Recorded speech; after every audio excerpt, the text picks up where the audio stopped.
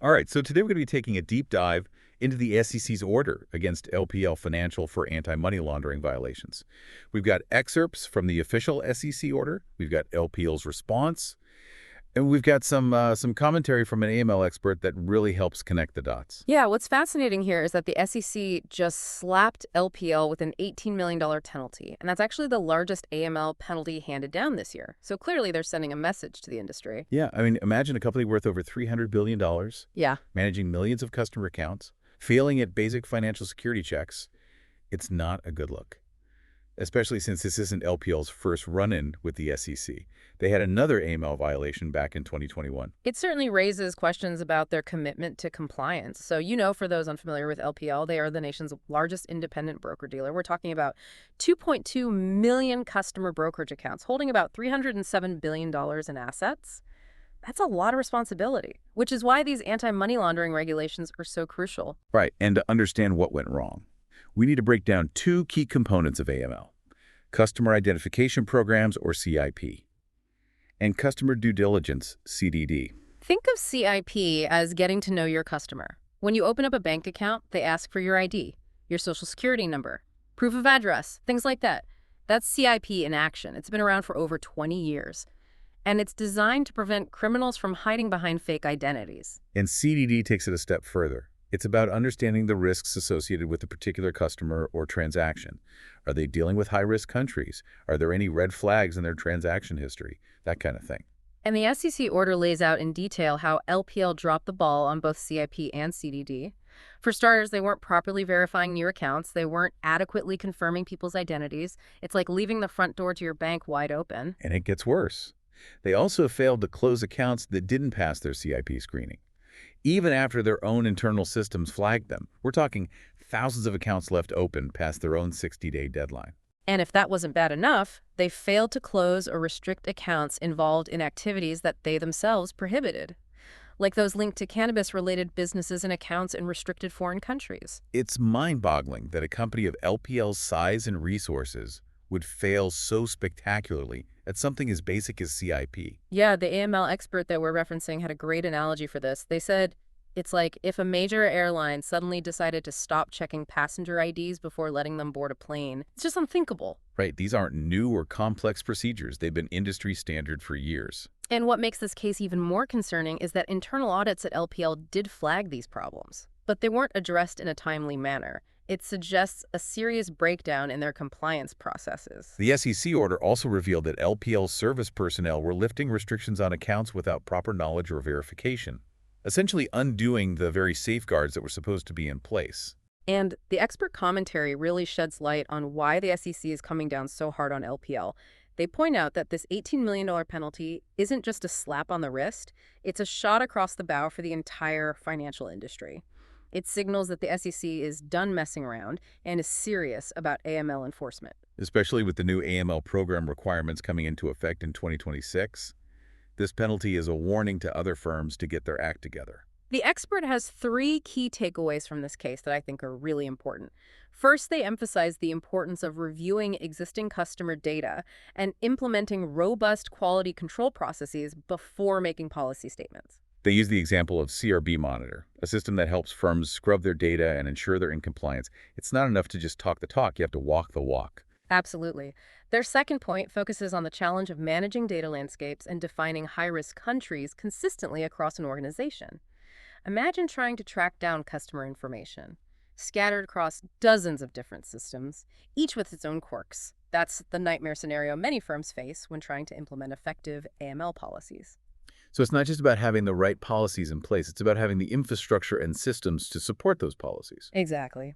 And finally, the expert points to the inexcusability of a large firm like LPL failing at basic CIP processes.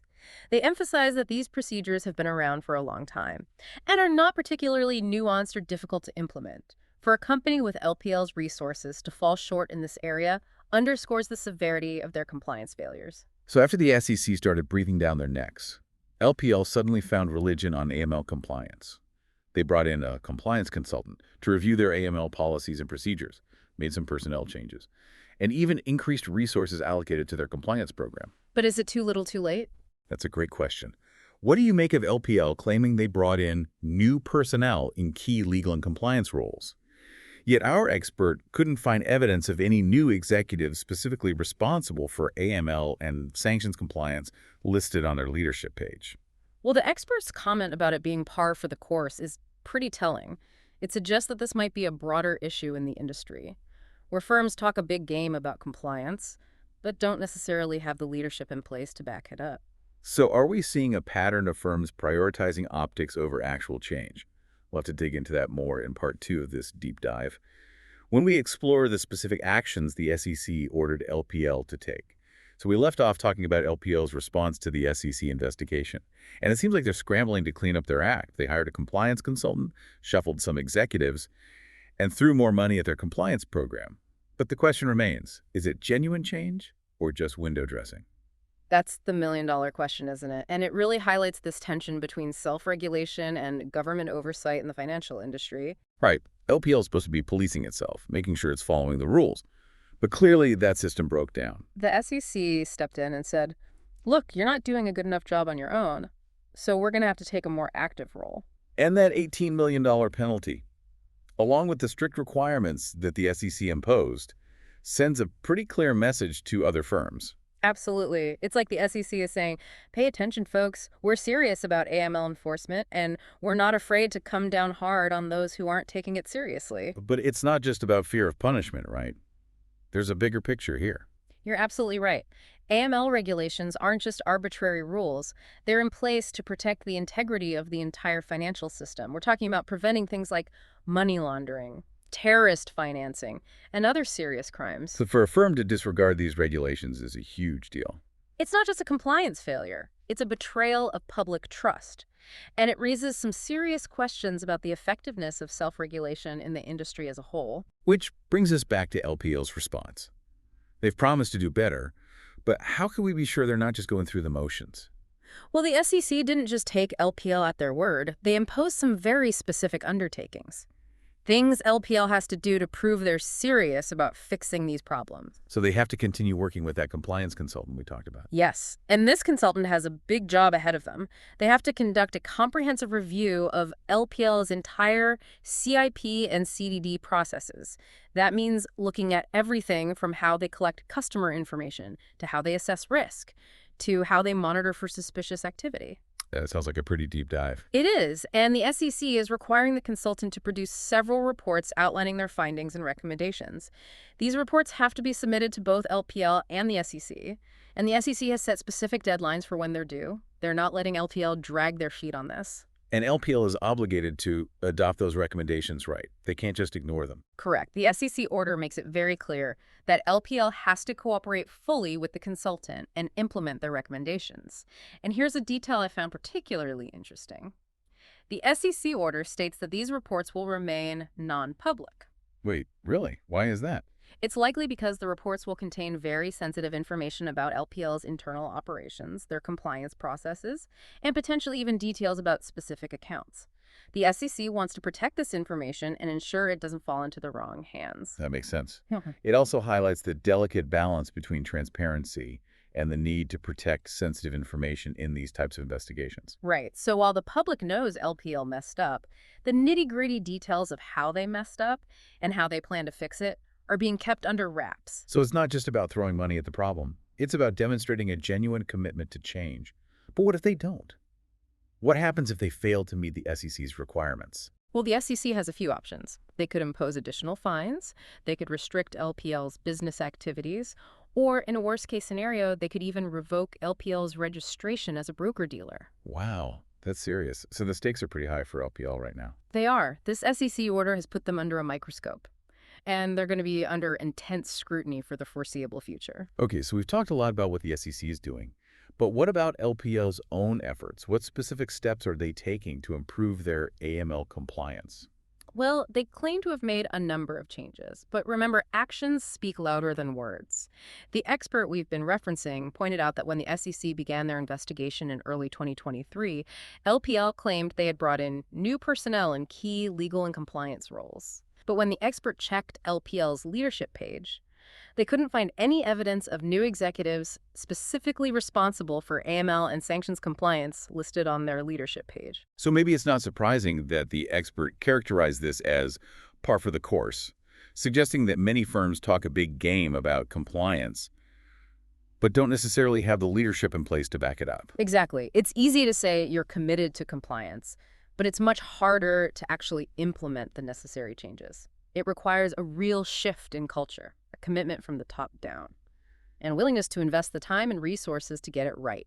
And that brings us back to this question of self-regulation versus government oversight.